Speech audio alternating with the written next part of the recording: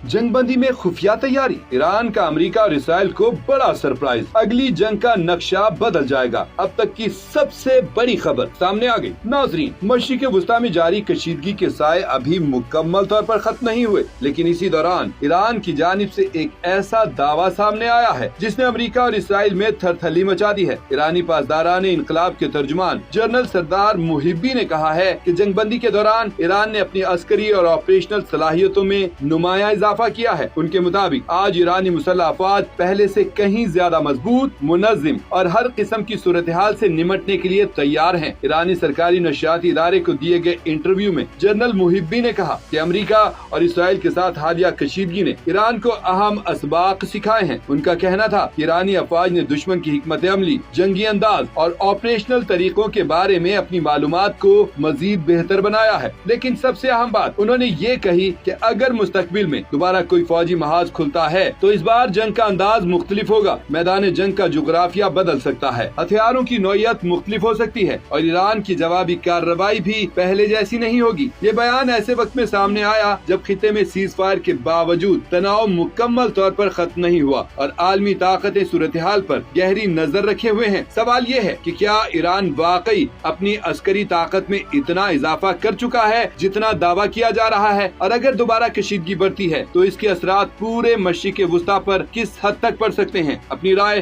Comments में जरूर दीजिए।